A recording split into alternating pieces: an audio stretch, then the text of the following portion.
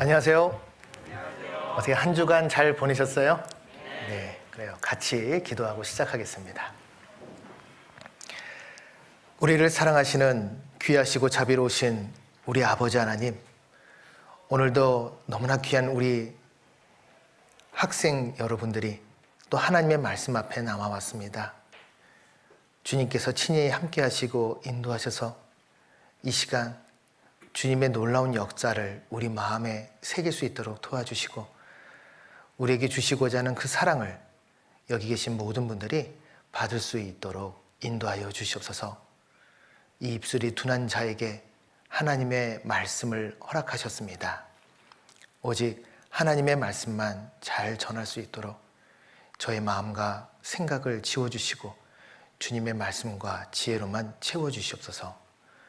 모든 것 자비로우신 주님의 손길에 의지하며 언제나 우리를 사랑하시는 예수님 이름으로 기도드립니다.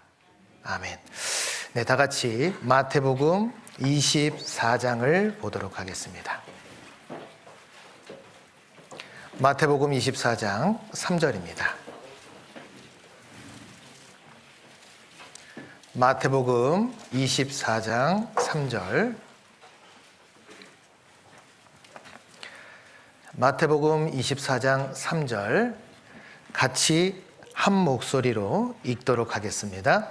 예수께서 감람산 위에 앉으셨을 때에 제자들이 종용이 와서 가로되 우리에게 이르소서 어느 때에 이런 일이 있겠사오며 또 주의 임하심과 세상 끝에는 무슨 징조가 있사오리까. 이 말씀을 보기 전에요, 먼저 우리가 같이 한 군데를 좀 보도록 하겠습니다.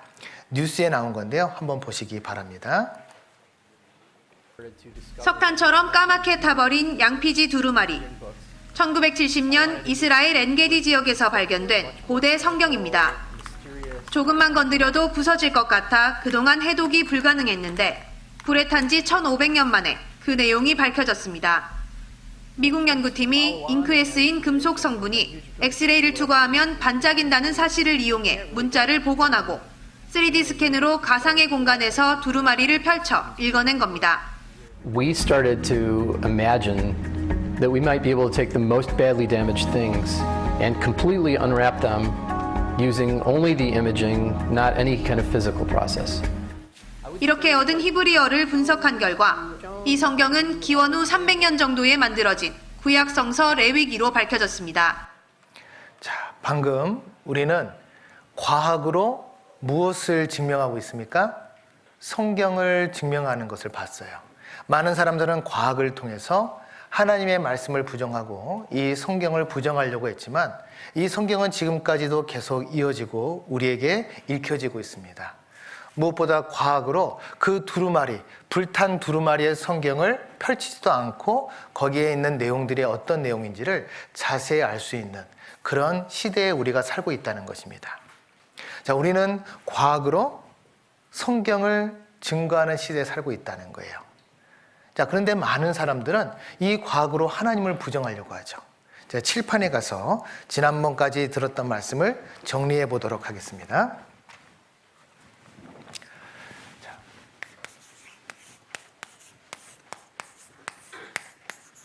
잘 보이세요? 잘 안 보이시죠? 예. 감사합니다. 이렇게 좀 빛이 비쳐서. 예. 지금은 어떠십니까? 좀 더 낫습니까? 예. 이게 불펜이 좀 그러네요. 자, 하나님께서 영원부터 영원까지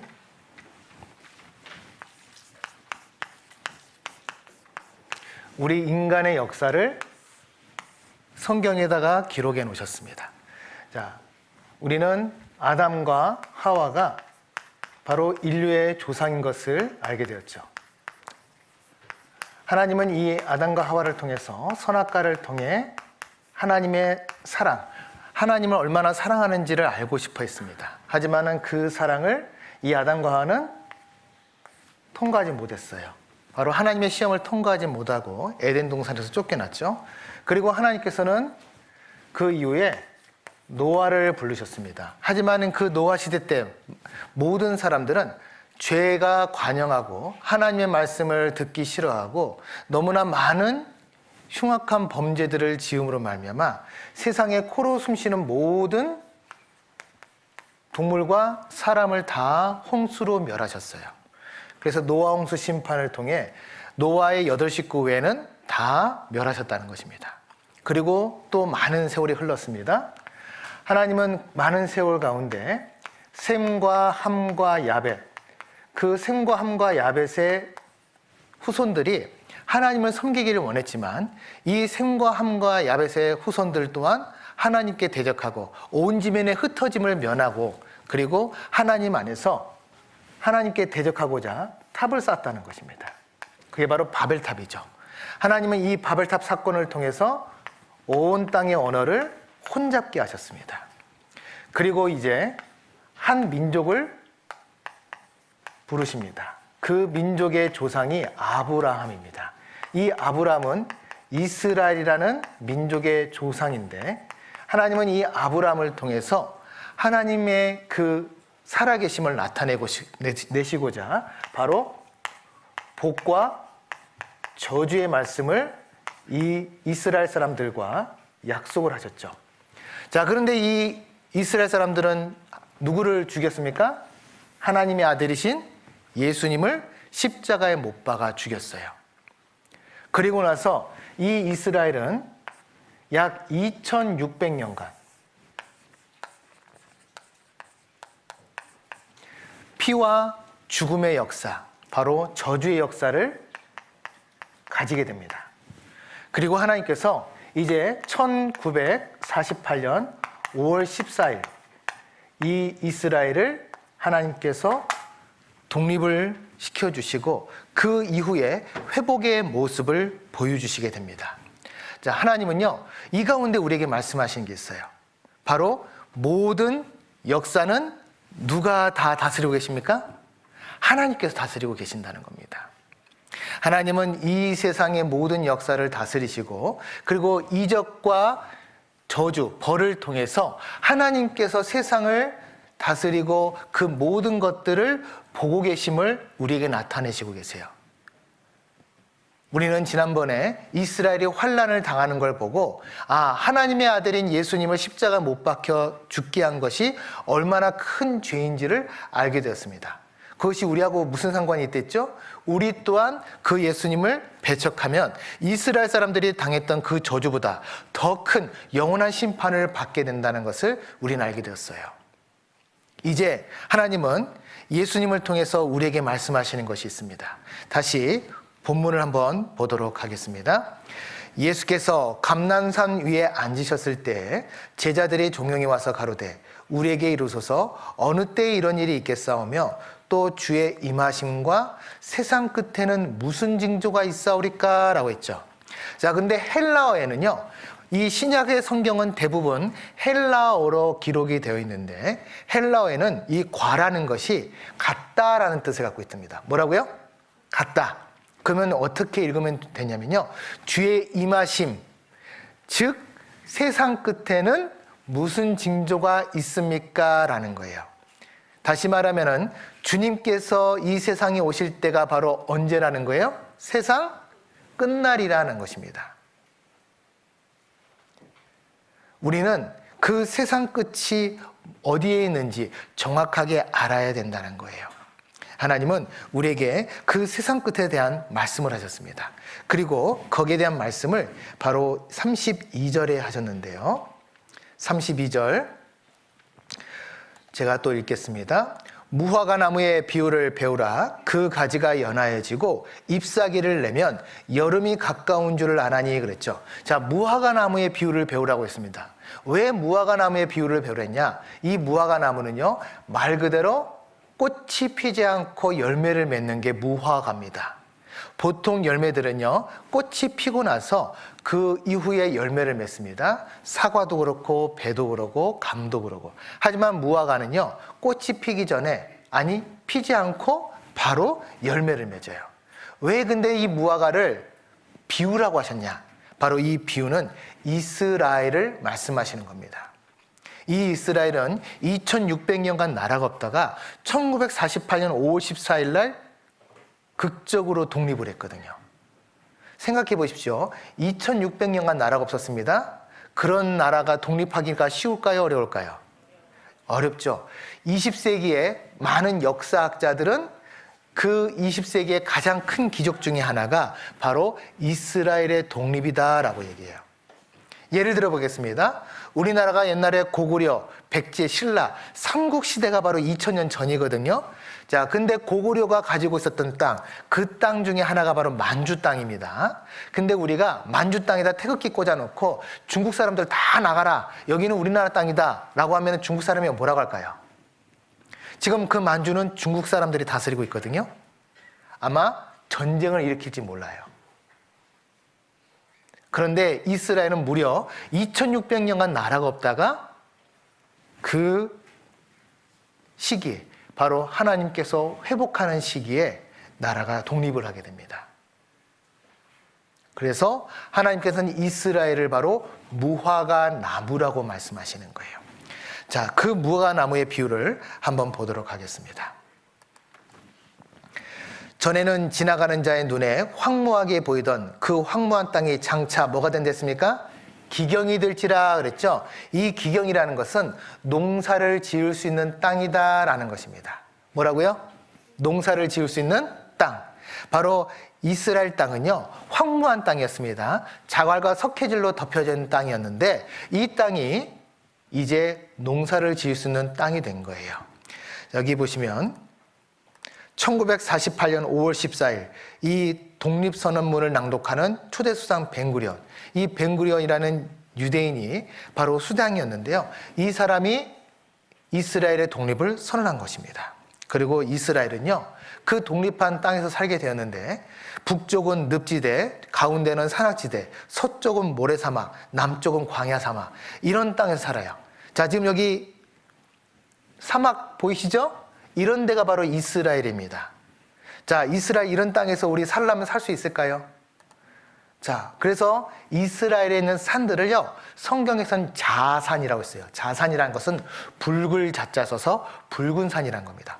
자, 보실 때 어때요? 붉게 보이죠? 그래서 자산이라고 합니다. 여기는요, 이스라엘 옆에 있는 요르단이란 나라예요. 제가 이제 성지순례를 갔을 때 이 요르단을 지나서 이스라엘을 들어갔었거든요. 자, 근데 이 요르단에는요, 이렇게 사막 지역에 사람들이 삽니다. 놀라운 것은 국경을 지나자마자 이스라엘을 들어가면요, 이스라엘 땅은 이렇게 바뀌어요. 동서남북에서 찍은 겁니다. 제가 이렇게. 마치 그냥 우리나라에 온 것 같아요. 너무나 이 초원이 잘 돼 있고요. 그리고 나무들이 잘 심어져 있습니다. 과연 요르단과 이스라엘이 같은 땅일까라는 생각이 들 정도로 너무나 다른 환경을 가지고 있어요. 자, 이 이스라엘, 하나님은 이 이스라엘에 하나님께서 말씀하신 게 있습니다. 그 땅을 누가 만들으셨다? 바로 하나님께서 기경이 되게 에덴 동산같이 만들었다고 에스겔 37장에 말씀하시거든요. 그것을 한번 보도록 하겠습니다. 이스라엘 건국 이후 세계 각지의 유대인 농업 전문가와 과학자들이 사막으로 몰려들었습니다. 이들의 연구와 노력 덕분에 이스라엘 농업은 세계적인 수준으로 발전했는데요. 히브리어로 주거지를 뜻하는 모샤브, 키부츠와 달리 사유재산을 인정하는 집단 농장입니다. 물이 부족한 사막에서 채소와 과일을 기른다고 하는데요. 다양한 농업 기술을 개발하는 연구센터를 찾았습니다.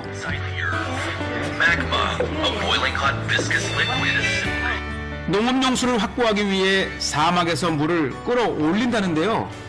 네게브만 해도 1년에 300mm가 내립니다.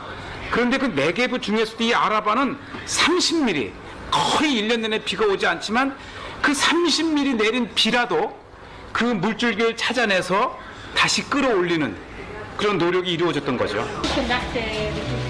이스라엘 사람들의 치수 노력은 놀라운 기적을 만들어냈습니다.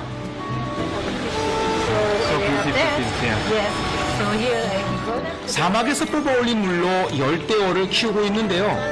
이스라엘은 세계 10위권 안에 드는 관상어 수출국입니다. 자, 여기서 조금만 제가 빨리 하겠습니다. 이 열대어를 키우죠. 근데 이 열대어가 자라다 보면은 어때요? 열대어도 동물이기 때문에 뭘 쌉니까? 그렇죠. 배설물이 나오겠죠. 그러면 그 배설물을 가지고 어떻게 하냐?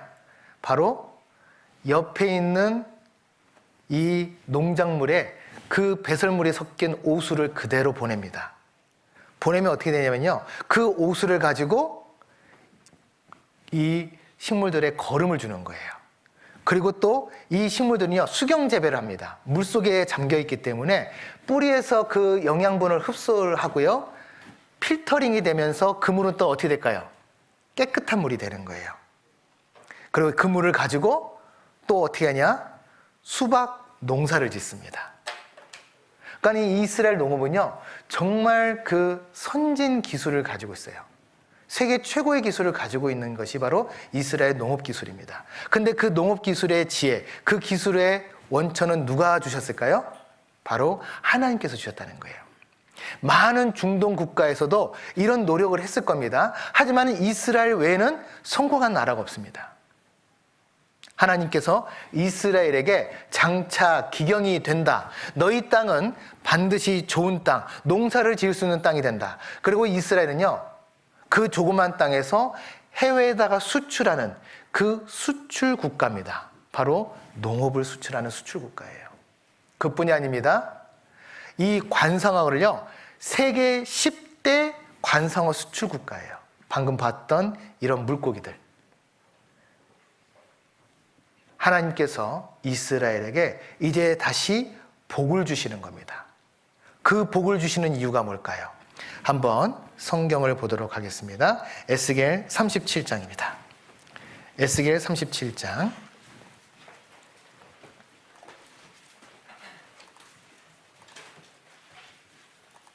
36장입니다. 죄송합니다. 36장.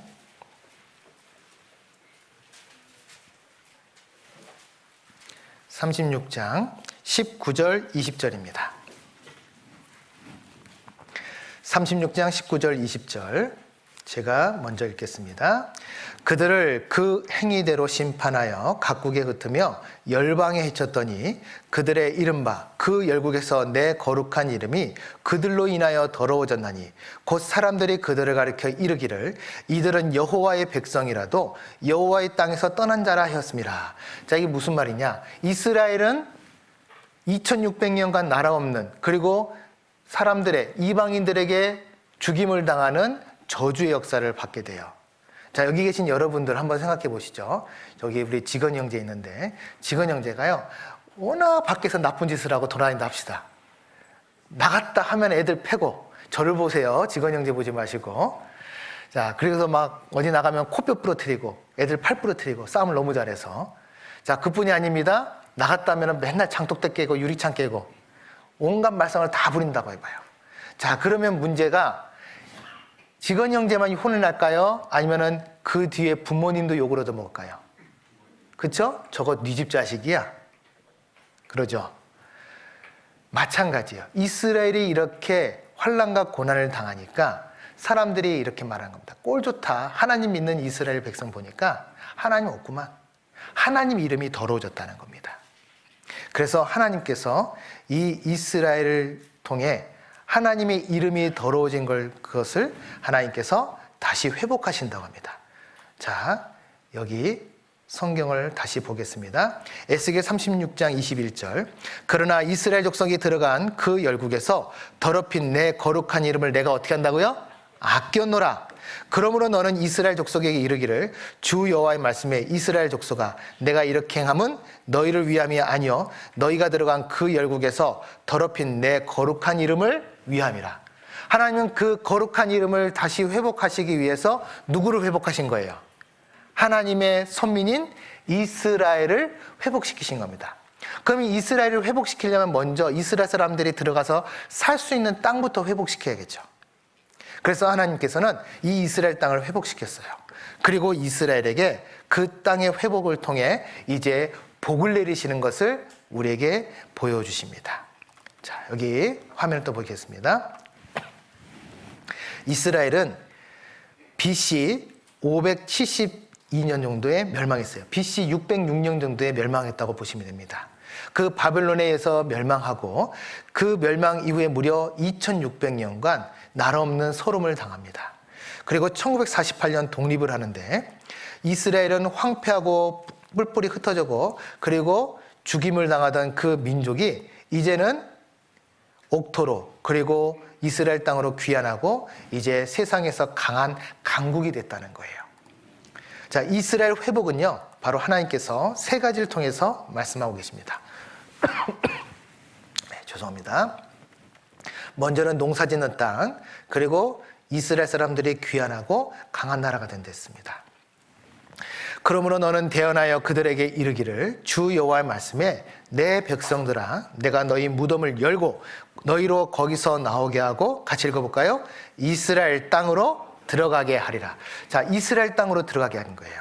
그래서 이제 이스라엘 땅에 하나님께서 들어가게 하십니다. 전 세계로 분산됐던 AD 135년 하드리안 황제에 의해서 뿔뿔이 흩어졌던 이 이스라엘 백성이 이제 1948년 5월 14일 다시 이스라엘로 모여드는 거예요.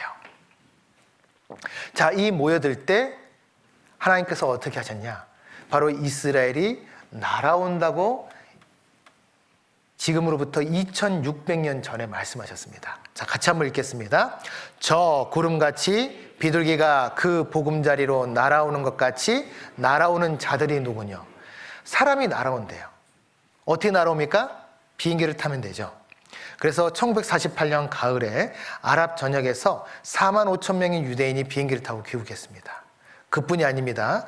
이 에티오피아에 있는 검은 유대인들, 이제 1000년 이상 에티오피아에 살다 보니까 피부 색깔이 까매진 거예요. 하지만 피가 이스라엘 사람들, 피가 있기 때문에 이 사람들도 다 데리고 온 겁니다. 그래서 오퍼레이션 솔로몬 작전이라는 것을 펴서 바로 이 이스라엘 사람들을 다, 에티오피아에 있는 이스라엘 사람들을 다 데리고 오신 거예요. 이렇게 데리고 왔습니다. 자, 그뿐이 아닙니다. 지금 최근에 프랑스에 있는 이스라엘 사람들도요, 속속 이스라엘로 귀국하고 있습니다. 왜 그러냐? 지금 프랑스는 어떻습니까? 많은 테러가 일어나고 있죠. 특히 아랍 사람들에 의해서 테러가 일어나요. 그 테러가요, 이스라엘 사람들을 겨냥한 것들이 상당히 많습니다. 그렇기 때문에 이스라엘 사람들이 돌아가는 거예요. 여기 보시면 밑에 연도가 있고요, 위에는 비행기로 프랑스에서 이스라엘로 돌아간 유대인의 숫자입니다. 계속 끊임없이 돌아가요. 그리고 2014년에는 무려 7,000명 이상이 비행기를 타고 돌아갔습니다.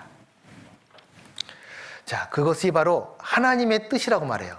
유대인의 이스라엘 귀환은 뭐라고요? 하나님의 뜻. 정말 하나님의 뜻일까? 성경 에스겔 39장에 보시면 이렇게 말씀하고 있습니다. 에스겔 39장, 자, 28절을 한번 보겠습니다. 에스겔 39장 28절. 39장 28절 제가 먼저 읽겠습니다. 전에는 내가 그들로 사로잡혀 열국에 이르게 하였거니와 후에는 내가 그들을 모아 고토로 돌아오게 하고, 같이 읽겠습니다. 그 한 사람도 이방에 남기지 아니하리니 그들이 나를 여호와 자기들의 하나님인 줄 알리라. 고토라는 것은 옛 땅, 옛날 하나님께서 약속하신 그 땅으로 다시 돌아가게 한대요. 자, 지금 이스라엘 사람들 돌아가고 있어요? 안 돌아가고 있어요? 돌아가고 있죠? 이것이 바로 하나님이 그렇게 하신 것을 알리라라고 말씀하셨습니다. 자, 성경 말씀대로 됐습니까? 안 됐습니까? 되었죠. 이것이 바로 하나님의 뜻이에요. 그리고 이제 강한 나라가 된댔습니다. 그 작은 자가 천을 이루겠고 그 약한 자가 강국을 이룰 것이다. 때가 되면 나 여호와가 속히 이르라. 이 말씀도 예수님 오시기 600년 전, 지금으로부터 2600년 전에 하신 말씀이에요. 놀라운 것은 이 말씀대로 이루어지고 있어요. 너희 중 한 사람이 1000명을 쫓으리니 이는 너희 하나님 여호와 그가 너희에게 말씀하신 것 같이 너희를 위하여 싸우심이라. 자, 제가 하나 힌트를 드리겠습니다. 이스라엘은요 1948년 5월 14일 독립한 이후에 한 번도 전쟁에서 패한 적이 없습니다. 몇 번도요? 한 번도. 자, 그래서 1948년 5월 15일 바로 하루 지나서 중동에서 전쟁을 일으켜요. 야, 너희가 무슨 나라냐? 그래서 이스라엘 땅을 침공을 합니다. 그것이 바로 1차 중동전쟁이거든요. 한번 여쭤보겠습니다. 이 이스라엘과 아랍 국가와 싸웠습니다. 누가 이겼을까요? 어떻게 이렇게 잘하세요? 예, 맞아요. 한 번도 져본 적이 없다고 했죠. 하나님께서 회복하신댔어요. 두 번째 2차 중동전쟁 때는요 1956년에 일어났습니다. 이 2차 중동전쟁도 누가 이겼을까요? 이스라엘이 이깁니다. 자, 그뿐이 아니에요. 이제 3차 중동전쟁은 1967년에 일어나는데요. 이 조그만, 죄송합니다, 코딱지만한 게 이스라엘이에요. 그리고 아랍 14개 국가와 싸웁니다. 자, 객관적인 전력으로 보면 누가 이길까요? 이건 도저히 이길 수 없겠죠? 근데요, 이 3차 중동전쟁을 이스라엘이 6일 만에 끝내요. 그래서 6일 전쟁이랍니다. 1,500만 대, 그렇죠? 아니죠. 1, 10, 100, 1000만. 맞네요. 1억 5천만 대 225만. 70대 1 인구 비율이 이랍니다. 그리고요, 국가 땅이요, 엄청나죠. 아까 14개 국가와 1개 국가가 싸웠는데요. 본토 넓이의 6배 땅을 확보해요. 6일 만에. 나세르 대통령은 열받아서 심장마비로 죽습니다. 나중에. 그리고요, 전차 야포등 많은 전쟁 문자를 포획해요. 질 수밖에 없었던 전쟁을 하나님께서 승리를 이끄십니다. 그것도 엄청난 이적과 기적을 통해서. 아랍 사람들이 말했습니다. 우리는 이스라엘과는 싸울 수 있다. 하지만 천사들과는 싸울 수 없다고 했거든요. 실제로 이 전쟁의 다큐멘터리를 보면은 이 3차 중동전쟁 때 천사들을 그렇게 많이 봤대요. 아랍 사람들이. 우리는 천사들과 싸울 수 없다. 왜? 이길 수 없잖아요. 그런 일이 실제로 있었다는 겁니다. 그리고 4차 중동전쟁도 1973년도에 일어났는데 그거 역시 이겼어요. 자, 이 비행기들은요, 이집트 비행기인데 채 떠보지도 못하고 바로 공중에서 다 폭격 맞아서 망가진 겁니다. 그리고 이분이 아주 유명한 다얀 국방장관, 바로 이스라엘의 국방장관입니다. 이 사람이 3차 중동전쟁 때 예루살렘을 다시 되찾아요. 이거는 좀 기억해 놓으십시오. 3차 중동전쟁 때 어디를 되찾는다고요? 예루살렘. 제가 조금 이따 아주 중요한 말씀을 드릴 거거든요. 자, 여기를 제가 갔거든요. 여기 보시면 보이십니까? 이게 다 뭐 같아요? 총알 자국이에요. 얼마나 전쟁이 격렬했는지를 우리가 알 수 있죠. 6배의 땅을 회복했댔습니다. 그때 여기 빗금진 지역도 다시 되찾았는데 여기 예루살렘이 있어요. 자, 또 같이 읽겠습니다. 그때 내가 보고 희색을 바라며 내 마음이 놀라고 또 화창하리니 이는 바다의 풍부가 내게로 돌아오며 열방의 재물이 내게로 옴이라. 첫 번째는 바다의 풍부입니다. 자, 이 이스라엘은 2개의 바다가 있습니다. 첫 번째는 사해고 두 번째는 그 앞에 있는 지중해예요. 자, 이 사해를 먼저 보려고 하는데요. 이 사해 바다, 지금은 이렇게 휴양지처럼 잘 꾸며져 있습니다. 근데 이 사해 바다가요, 얼마나 염도가 센지 정말 사람이 물에 뜰까? 저는 수영을 좀 합니다. 그래서 정말 뜰까? 근데 약간 무섭더라고요. 왜? 이렇게 들어가면은 너무나 얼굴이 따갑거든요. 그 염도가 높기 때문에 뒤로 누웠는데 저는 배영은 잘 못해요. 그래서 무섭더라고요. 근데 제가 여기 계신 여러분들에게 그래도 뜬다는 걸 보여주기 위해서 떴습니다. 떠 있죠? 자, 여기가요, 얼마나 염도가 강한지요. 제가 여기 보시면은 잘 안 보이는데 상처가 났어요. 넘어졌거든요, 여기 들어가다가. 근데 이 소금 결정체 있죠? 그게 상당히 날카로워요. 근데 거기에 딱 쓸켰습니다. 그런데 이 끓기자마자 바닷물이 여기를 이제 얼마나 따갑게 하는지 제가 한 3분도 못 있다 나왔어요. 너무너무 따가워서. 그래도 이 사진 하나 찍으려고, 이거 하나 건지려고 제가 들어가다 나왔어요. 자, 그런데 이 사해바다는요, 핵 전쟁 피해 복구 물질이 많이 들어있는데 어느 정도냐? 이스라엘 사해바다 보물이 미국, 영국, 프랑스 세 개 국가 재산보다 많대요. 한번 여쭤볼게요. 그러면은 세계에서 가장 부자인 나라는 어딜까요? 이스라엘이에요. 감사합니다. 이스라엘이에요. 자, 근데 이 이스라엘에 또 바다의 풍부를 주셨댔죠? 바로 이 지중해에요. 엄청난 양의 석유와 천연가스가 매장돼 있어요. 얼만큼 많냐? 자, 여기 원유만 보더라도요. 세계 1위가 바로 사우디아라비아인데 사우디아라비아 매장량이 6박해요. 그러면 이스라엘 사람들은 석유하고 가스만 팔아먹어도 부자일까요? 안 부자일까요? 엄청난 부자죠. 자, 얼마나 큰 부자인지 한번 보도록 하겠습니다. 이스라엘에서 사상 최대 규모의 유전이 발견되었다고 현지 언론들이 보도한 것이죠. 이스라엘 유전 탐사회사 지보트 올람은 이스라엘 북부 지역 크파르 사바라는 곳에서 10억 배럴에 달하는 이스라엘 사상 최대 규모의 매장량이 묻힌 유전을 발견했다고 밝힌 것입니다. 크파르 사바는 텔아비브에서 북쪽으로 약 16km 떨어진 곳이죠. 유전 탐사회사 지보트 올람 측은 2003년 9월 이 지역에서 유전 징후를 처음 발견했다고 발표했지만 당시에는 매장량이 그저 1억 배럴을 넘지 않을 것으로 추정을 했었다고 합니다. 그러나 정밀 조사 결과 확인된 매장량이 자그마치 10억 배럴에 달하며 이 가운데 개발 가능한 2억 배럴을 추출할 경우에 60억 달러의 수익이 예상된다고 이 회사 측이 설명을 했죠. 이것만이 아니었습니다. 이스라엘의 지중해 앞바다에서 또 놀라운 일이 벌어졌습니다. 2009년과 2010년 이스라엘 정부의 허가를 받은 미국의 노블 에너지라는 회사가 이스라엘의 북부 지역 지중해 앞바다 90km와 130km 지점에서 각각 타마르와 레비아탄 등 대형 가스전을 잇따라 발견하는 기적 같은 일이 또 일어나게 된 것입니다. 먼저 2009년에 이스라엘 앞바다 90km 떨어진 곳에서 발견된 이 가스전에 매장된 천연가스의 양은 약 10조 큐빅피트인데 이 가스전의 가치를 환산하면 각각 500억 달러, 우리 돈으로 약 55조 원이라고 합니다. 2016년 5월 26일 미국의 CNN 모니는 이 가스 유전의 생산이 꾸준히 증가해서 하루 평균 12억 큐빅피트에 달한다고 밝혔습니다. 이 양은 이스라엘 전체 발전의 약 40%를 담당하기에도 충분한 양이라고 하죠. 이스라엘은 이 가스전의 이름을 종려나무 또는 대취하자라는 뜻의 타마르라고 불렀습니다. 2010년 이스라엘의 연안에서 약 130km 떨어진 지점에서 발견된 가스전은 또 어떨까요? 이 가스전에 매장된 천연가스의 양은 약 3조 4,547세제곱미터가량 된다고 하는데요. 이것은 미국의 전체 매장량의 절반 정도 된다고 합니다.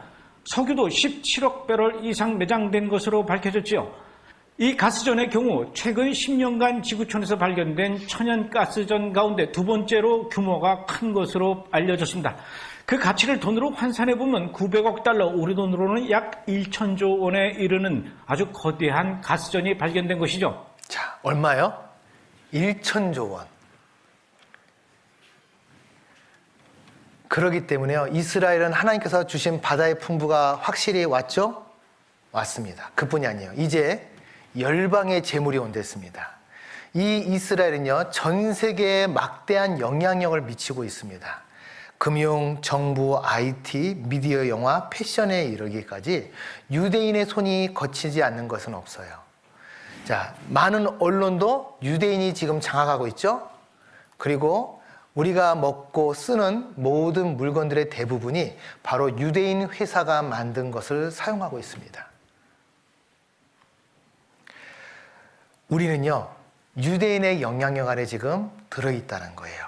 너를 괴롭게 하던 자의 자손이 몸을 굽혀 내게 나오며 너를 멸시하던 모든 자가 내 발 아래 엎드려 너를 일컬어 여호와의 성읍이라 이스라엘의 거룩한 자의 시온이라 하리라. 자, 지금 1970년 이 독일의 빌리 블란트라는 총리가요, 유대인 학살 기념비 앞에 무릎 꿇고 사죄하는 겁니다. 무릎 꿇는다고 분명히 말씀하셨죠? 무릎 꿇었어요. 독일의 끝없는 속죄, 유대인에게 1조 원 추가 배상입니다. 그럼 지금까지 얼마를 배상했냐? 여태까지 80조 원을 배상했어요. 그런데 1조 원을 또 추가 배상한 겁니다. 자, 내가 노하여 너를 쳤으나 이제는 나의 은혜로 너를 긍휼히 여겼은즉 이방인들이 내 성벽을 쌓을 것이요 그 왕들이 너를 봉사할 것이며. 자, 지금 미국은 세계 최강국이라도 과언이 아니죠. 근데 이 미국 안에 2%의 유대인이 바로 이 미국을 다스리고 있습니다. 그렇기 때문에 아랍 사람들이 이렇게 말합니다. 이스라엘 핵은 왜 예외냐? 야, 왜 이스라엘 사람들은 핵폭탄 만들어도 너희 아무 말 안 하면서 우리 중동 국가에서 핵폭탄 만들면 그렇게 난리를 치냐 이거예요. 왜 그렇죠? 이스라엘은 이게 이제 세계를 다스리는 나라예요. 아무도 이스라엘에게 뭘 할 수 없다는 겁니다. 이스라엘 핵탄두 최대 300개 이상 가지고 있대요. 이스라엘 지구촌 돈 싹쓸이한다. 세계를 뒤흔드는 유대인들. 2% 유대인이 미국을 쥐락펴라. 미국을 움직이는 2%의 유대인들. 우리는요, 그렇기 때문에 유대인을 제대로 알아야 돼요. 세계를 알려면 유대인을 알아야 됩니다. 죄송합니다. 공부하는 것도 중요하지만 우리가 세계 정세도 정확하게 아는 게 중요해요. 자, 그래서 미국에서는 대통령이 되려면 반드시 거쳐야 될 곳이 있어요. 그곳이 바로 에이펙이라는 이스라엘 로비 단체인데, 이 에이펙 로비 단체에 가서 잘 보이지 않으면 미국 대통령이 될 수 없습니다. 오바마가요, 대통령 될 때 이렇게 말했습니다. 이스라엘 보호는 미국의 뭐라고요? 신성한 의무. 자, 한번 여쭤볼게요. 오바마는 미국 대통령이었어요? 이스라엘 대통령이었어요? 그런데 왜 미국이 이스라엘을 보호해야 되냐라고 이렇게 얘기할까요? 이렇게 얘기 안 하면 대통령이 될 수 없다니까요. 그래서 이스라엘 만평, 이 신문 논평을 보면요, 보십시오. 오바마, 서로 이 정치인들이 이 에이펙이라는 그 노비단체의 마이크를 잡으려고 서로 싸우고 있어요. 여기서 대통령 당선이 결정된다는 겁니다. 이만큼 이스라엘은 이제 놀라운 그리고 강한 나라가 됐습니다. 그 이스라엘을 통해서 이제 우리가 알아야 될 것이 있습니다. 이제 다시 한번 보겠습니다. 화면에 잠깐만요. 네, 죄송합니다. 그 이스라엘 통해서 우리가 알아야 될 게 뭐냐? 이스라엘 회복이 우리에게 어떤 의미가 있냐? 마태복음 24장 한번 다시 볼까요? 마태복음 24장.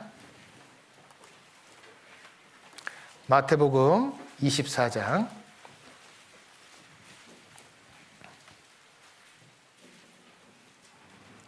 마태복음 24장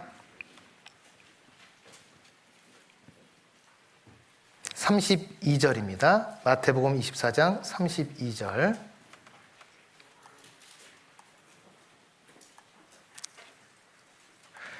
무화과 나무의 비유를 배우라. 그 가지가 연하여지고 잎사귀를 내면 여름이 가까운 줄 아나니 그랬죠. 자, 이 무화과 나무는 이제 누구라고 하는 거 알았습니까? 바로 이스라엘입니다. 그리고 이 이스라엘이 이제 가지가 연하여지고 잎사귀를 낸대요. 2600년간 나라가 없던 이 이스라엘이 1948년 5월 14일 독립한 이후에 이제 강한 나라가 되는 겁니다. 이 강한 나라가 된다는 것은 그 가지가 다시 열매를 맺기 시작하는 그 시점이 왔다는 거예요. 그때가 언제냐? 바로 여름이에요. 이스라엘은 여름부터 추수를 시작합니다. 그렇다면 바로 이스라엘 그 여름에 추수가 시작된다는 것은 누가 오시냐? 그 33절 같이 읽겠습니다. 이와 같이 너희도 이 모든 일을 보거든 인자가 가까이 곧 문 앞에 이른 줄 알라. 인자가 누구죠? 바로 예수님이세요. 그 예수님께서 이 세상에 다시 오는 그날이 온다는 겁니다. 그렇다면 이스라엘이 회복하는 것이 바로 우리 시대가 세상 끝날이 되는 마지막 시대라는 것을 말씀하시는 거예요. 34절을 또 읽어볼까요? 내가 진실로 너에게 말하노니 이 세대가 지나가기 전에 이 일이 다 이루리라. 이 세대가 어느 세대예요? 바로 무화과 나무 세대. 1948년 5월 14일 독립했던 그 세대, 그때 태어났던 분들. 그러면 지금 나이로 하면요, 62년 됐습니다. 72살이에요. 얼마 남지 않았습니다. 이 세대가 다 끝나기 전이랬어요. 우리 세대에 주님이 오신다는 겁니다. 주님이 오실 때 나는 어떤 모습으로 주님을 만나야 될까요? 조는 모습으로 만나야 될까요? 아니면은 깨어있는 모습으로 만나야 될까요? 많은 분들이요, 설마 이런 날이 올까? 설마 이런 날이 올까 합니다. 그런데요, 거기에 대한 준비가 다 되었어요. 마지막 때에 되어질 일들이 바로 이 마태복음 24장에 말씀되어 있습니다. 21절을 보시면 마태복음 24장 21절 한번 보겠습니다. 21절에 이런 말씀이 있어요. 이는 그때 큰 환난이 있겠습니다. 창세로부터 지금까지 이런 환난이 없었고 후에도 없으리라. 자, 이 환난이란 뭐냐? 창세로부터 지금까지 가장 큰 환난이라면은 바로 노아 홍수 사건입니다. 왜? 전 세계적인 물심판이 있었죠? 그런 물심판은 세계에 없었습니다. 가장 큰 환난이에요. 그런데 이거보다 더 큰 환난이 곧 온대요. 마지막 때, 그때가 언제냐? 바로 우리 시대에 이제 주님이 오시기 전에 이 세상을 마귀가 다스리는 7년 동안 다스리는 7년 환난 시대가 옵니다. 그 7년 환난 시대에 마귀가 전 세계를 다스리는 때가 온다는 거예요. 그때를 바로 요한계시록 13장에 이렇게 말씀하고 계십니다. 요한계시록 13장입니다. 요한계시록 13장.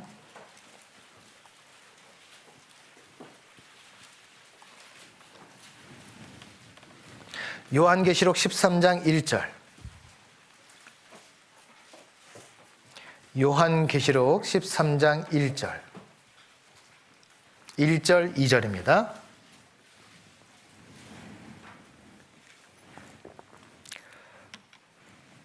요한계시록 13장 1절, 2절. 내가 보니 바다에서 한 짐승이 나오는데 뿔이 10이요 머리가 7이라 그 뿔에는 10 면류관이 있고 그 머리들에는 참남된 이름들이 있더라. 자, 여기 보시면요, 먼저 동그라미 한번 쳐보실까요? 1절에 뿔이 10뿔 짐승이 나온다는 겁니다. 그리고 2절에 보시면 내가 본 짐승은 표범, 동그라미 치시고요, 표범과 비슷하고 그 발은 곰, 동그라미 치시고 곰의 발 같고 그 입은 사자의 동그라미 치십시오. 사자의 입 같은데 용의 또 동그라미 치십시오. 용이 자기의 능력과 보좌와 큰 권세를 그에게 주었더라 그랬어요. 자, 이것이 뭘까? 마치 공상과학 소설에서나 나올 법한 그런 표현인데요. 이것은요, 우리가 어디를 보면 알 수 있냐? 다니엘을 보면 알 수 있습니다. 다니엘서를 보면 알 수 있는데요. 시간이 없는 관계로 제가 다니엘서에 나와 있는 것을 보여드릴게요.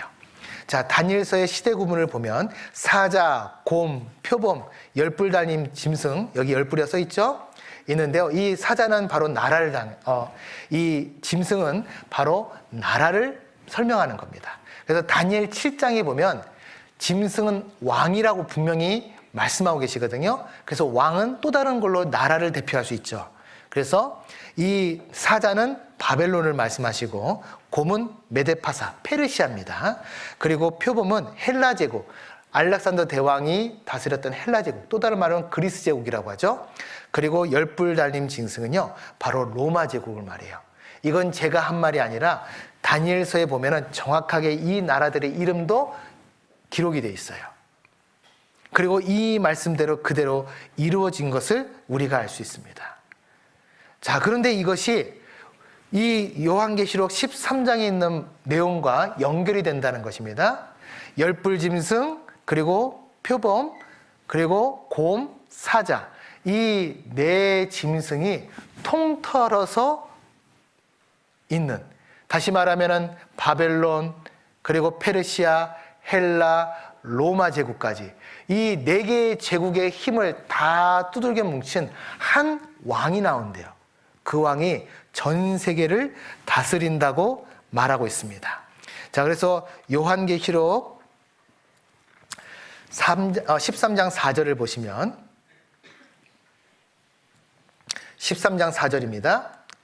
용이 짐승에게 권세를 주므로 용에게 경배하며 짐승에게 경배하여 가로되 누가 이 짐승과 같으뇨 누가 능히 이로 더불어 싸우리요 하더라 그랬죠. 근데 이 용이 뭐냐면요, 12장에 보시면은 12장을 한번 볼까요?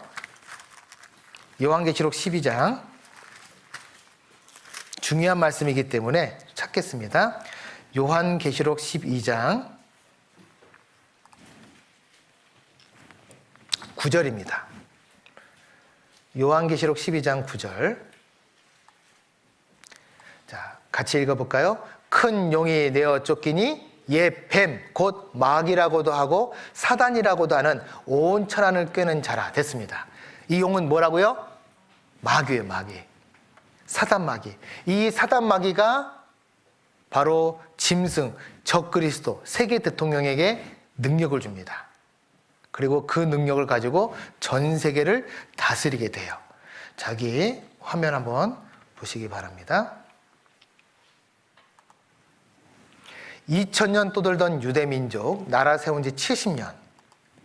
이 모든 일이 내게 임하여 환난을 당하다가 끝날에 내가 내 하나님 여호와께로 돌아와서 그 말씀을 청종하리니, 끝날이랬죠? 그 끝날에 청종하랬습니다. 우리는 잘 들어야 돼요. 이방인의 때가 차기까지 이방인들에게 밟히리라. 어디가? 바로 예루살렘이. 근데 지금까지 예루살렘은 이방인들에게 밟혔어요. 그것을 알 수 있는 게 지금 예루살렘에 가면은 큰 황금돔 사원이 있습니다. 이 사원을 오마르 사원이라고 하는데, 이 오마르 사원은요, 이슬람 3대 성지 중에 한 곳이에요. 이슬람 3대 성지 중에 한 곳입니다. 그렇기 때문에 이슬람이 얼마나 여기를 귀하게 여기는지 모릅니다. 그리고 그 옆에는요, 검은색 성전 하나 보이시죠? 여기가 바로 알-아크 사원이에요. 이것도 이슬람 사원입니다. 그렇기 때문에 지금 예루살렘의 가장 중요한 곳이 이슬람의 세력에 밟히고 있다는 거예요. 이방인의 세력이 밟히고 있죠. 자, 아까 제가 말씀드렸죠? 3차 중동 전쟁 때 예루살렘을 되찾았댔습니다. 지금 예루살렘은 동쪽은 바로 팔레스타인이, 그리고 서쪽은 이스라엘이 지금 자치지구로 만들어서 다스리고 있는데, 이 동쪽에 바로 우리가 방금 봤던 예루살렘 성 안이 있어요. 자, 그래서 이 서예루살렘과 동예루살렘, 팔레스타인과 이스라엘이 다스리고 있는데, 이 미국의 트럼프가 대통령 되기 전에 아까 우리가 봤던 에이펙 있죠? 에이펙스 연설을 이렇게 했습니다. 나를 만약에 대통령으로 뽑아주면 미국 대사관을 이스라엘의 영원한 수도 예루살렘으로 옮기겠습니다 라고 했어요. 그런데 이 트럼프가 대통령 됐죠?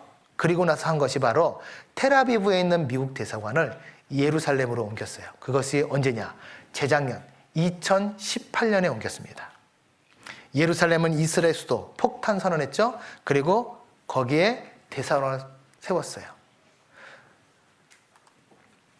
그 70주년을 맞아서 이스라엘 사람들이 이 트럼프가 너무나 고마워서 이런 기념주화를 만든 겁니다.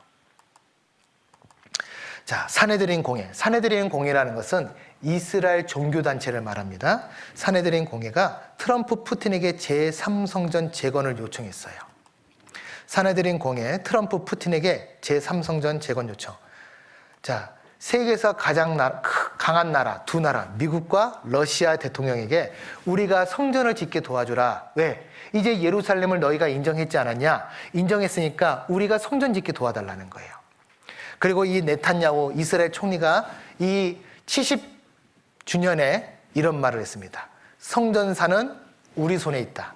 무슨 말입니까? 이제 우리가 성전을 지을 수 있다라는 겁니다.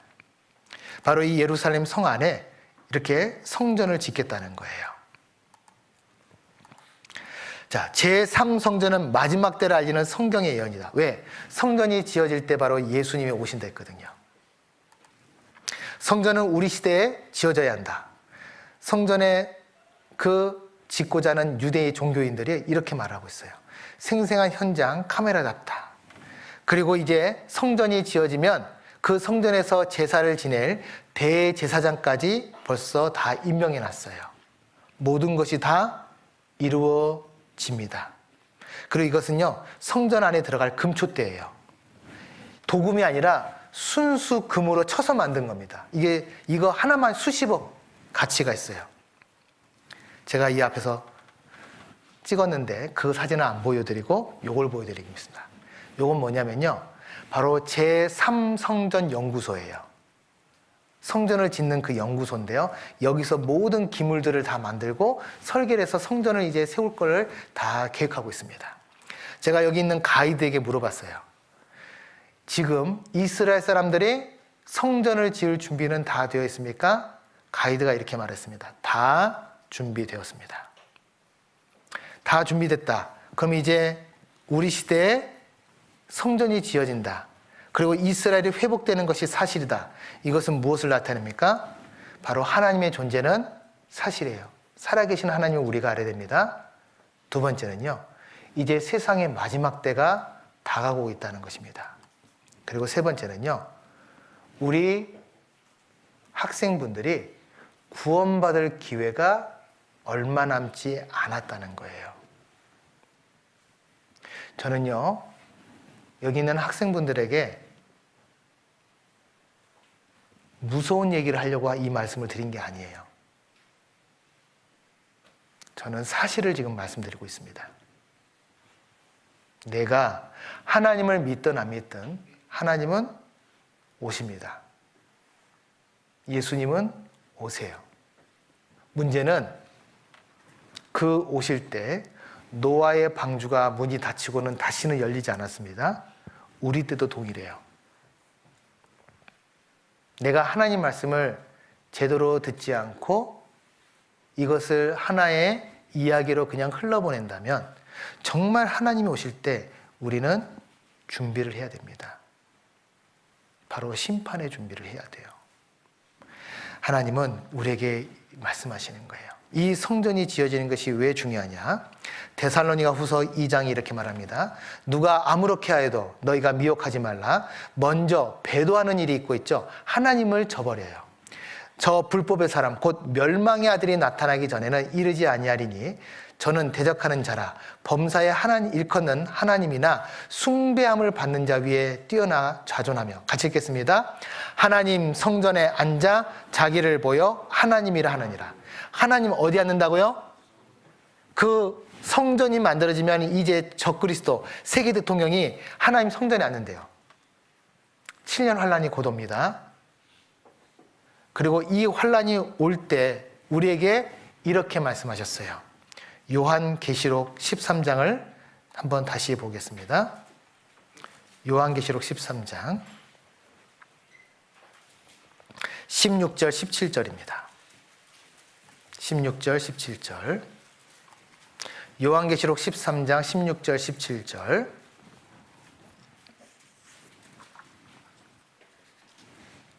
제가 읽겠습니다.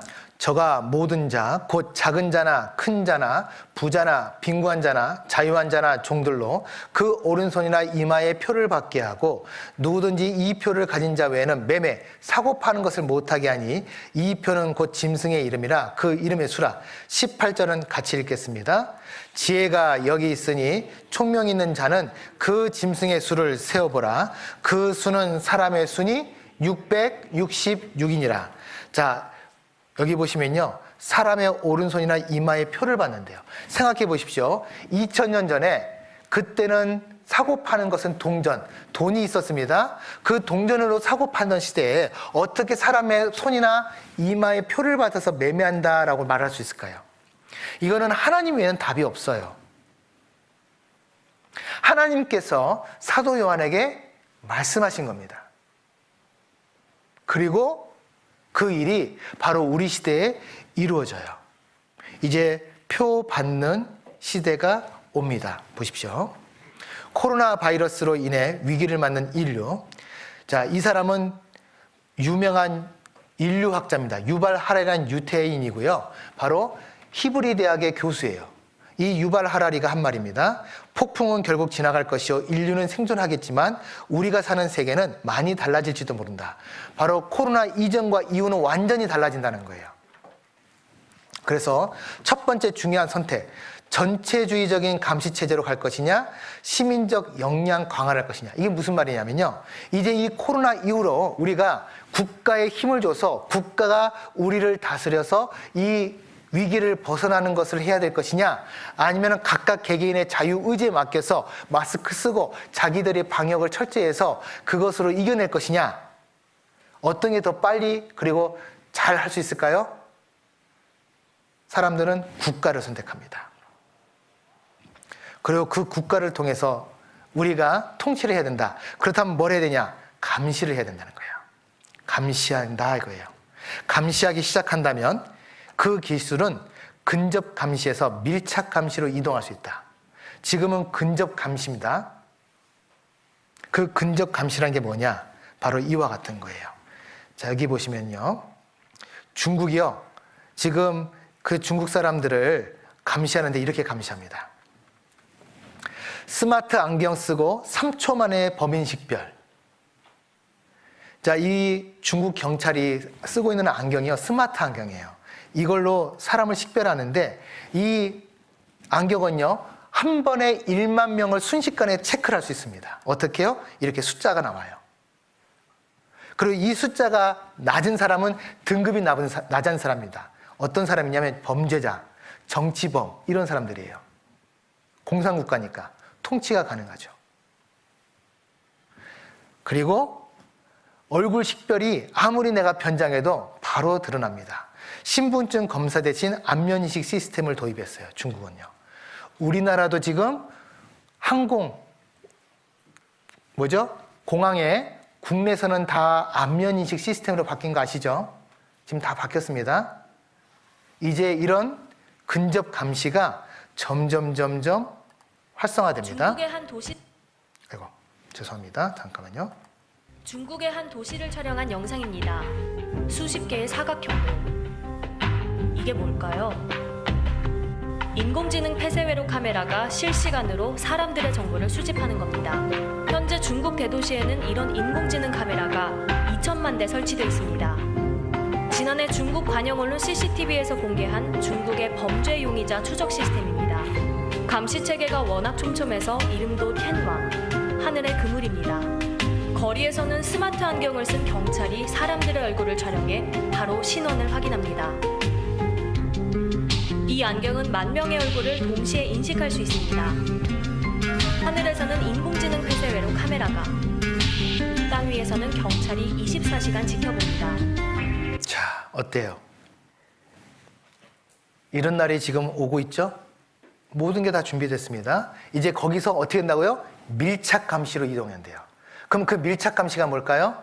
사람의 오른손, 손이나 이마에 표를 받는 일들이 이제 벌어진다는 거예요. 이렇게 벌어집니다. 지금 스웨덴에는요. 죄송합니다. 다시 들어드릴게요. 자, 스웨덴은요. 세계 최초로 은행권을 만들었던 나라입니다. 은행권이라는 건 우리나라의 한국은행에서 돈을 만들죠. 그런 은행권을 만든 나라가 바로 스웨덴입니다. 근데 이 스웨덴이요. 제일 먼저 돈을 없애고 있어요. 어떻게 없애냐? 사람 몸에 칩을 넣어서 이 모든 것을 이제 은행 거래를 숫자로 하는 거예요. 컴퓨터로. 실제로 이 스웨덴에서 어떤 일이 있었냐면은 은행 강도가 은행에 들어가서 돈을 뺏으려는데 은행에 돈이 하나도 없어요. 왜 없을까요? 숫자로 모든 것을 하니까 굳이 은행권이 필요 없는 거죠. 우리 시대입니다. 자, 여기 보십시오. 신용카드, 신분증 귀찮다. 몸속에 칩 심은 스웨덴 사람 3,000명. 이 3,000명은 기차 타는 사람들만입니다. 그것도 2018년, 재작년이에요. 지금은 어떤지 한번 보겠습니다. 몸속에 작은 칩을 넣어서 신용카드나 스마트폰을 대신하는 생체 인식 기술이 빠르게 진화하고 있습니다. 스웨덴에서는 손에 작은 칩을 이식해 신분증 등으로 사용하는 사람이 2만 명에 이른다고 합니다. 송영석 기자가 전합니다. 몸속의 마이크로칩을 통해 세상과 연결되고 쇼핑도 가능한 영화 속 장면이 현실이 되고 있습니다. 스웨덴의 한 회사. 직원들이 손만 대면 출입구가 열립니다. 피부에 이식한 쌀알 크기의 마이크로칩이 신분증을 대신하는 겁니다. 기차를 탈 땐 티켓이 되고 음식점에선 전자지갑으로도 사용됩니다. Nu använder jag det bara till mitt jobb och mitt gym. Men i framtiden kanske man får tänka en gång till. Men då kan jag alltid ta upp det. 스웨덴에선 이렇게 손에 칩을 심은 사람이 2만 명에 이르고 열차 티켓으로 사용하는 사람도 3천 명에 이르는 것으로 추산됩니다.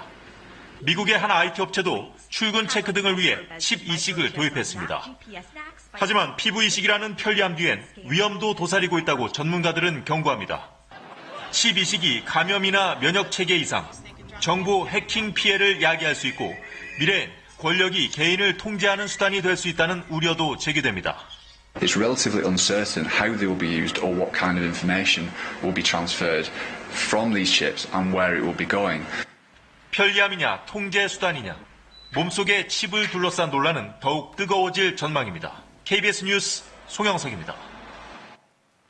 자, 이것이 이제 그 유발 하랄이라는 사람이 말하는 그 교수가 말하는 것을 다시 해보겠습니다. 그 기술이 근접 감시에서 밀착 감시로 이동할 수 있다. 이동되고 있어요? 안 되고 있어요? 되고 있죠? 기록의 감시에서 생체 정보의 감시로. 이제 민족주의적인 고립을 갈 것이냐, 글로벌 연대. 무슨 말이냐? 이 코로나 같은 전염병이 계속 창궐하면 이것을 민족끼리, 나라끼리 계속 문을 닫고 그것을 이겨낼 것이냐, 아니면 글로벌 연대, 원 월드, 전 세계가 하나로 두들겨 뭉쳐져서 그 모든 것들을 함께 대처할 것이냐.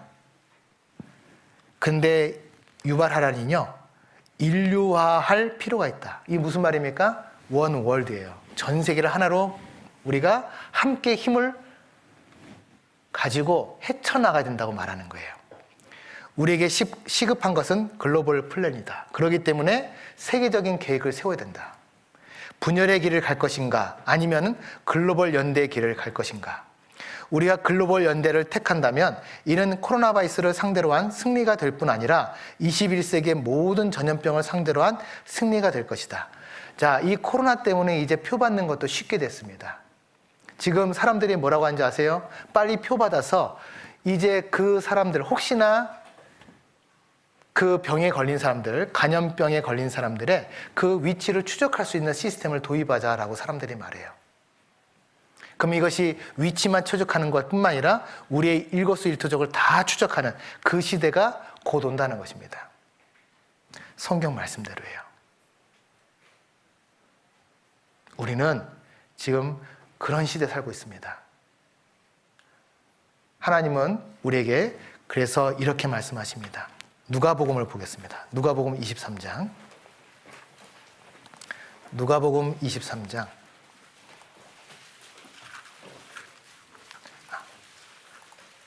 누가복음 21장입니다. 죄송합니다. 21장. 누가복음 21장. 누가복음 21장 34절입니다. 34절. 누가복음 21장 34절 같이 읽겠습니다. 너희는 스스로 조심하라. 그렇지 않으면 방탕함과 술 취함과 생활의 염려로 마음이 둔하여지고 뜻밖의 그날이 덕과 같이 너희에게 임하리라. 이 날은 온 지구상에 거하는 모든 사람에게 임하리라. 이 날은 누구한테 임한다고요? 온 지구상에 거하는 모든 사람이에요. 그럼 여기 계신 여러분도 온 지구상에 포함됩니까? 안 됩니까? 우리에게 이 날이 곧 임한다니까요. 하나님은 여기 계신 여러분들에게 지금 말씀하고 계십니다. 우리에게 말씀하시는 거예요. 우리가 해야 될 건 바로 스스로 조심하라. 정신 차리라는 거예요. 깨어있으라고 합니다. 주님 앞에 우리가 우리 마음을 좀 깨어놓았으면 좋겠습니다. 자, 지금부터는 이제 너무나 중요한 말씀이 들어갈 거예요. 제가 조는 것까지는 용서가 됩니다. 근데 엎어지시면 안 돼요. 지금부터 너무나 중요하기 때문에. 자, 쉬었다가 하겠습니다.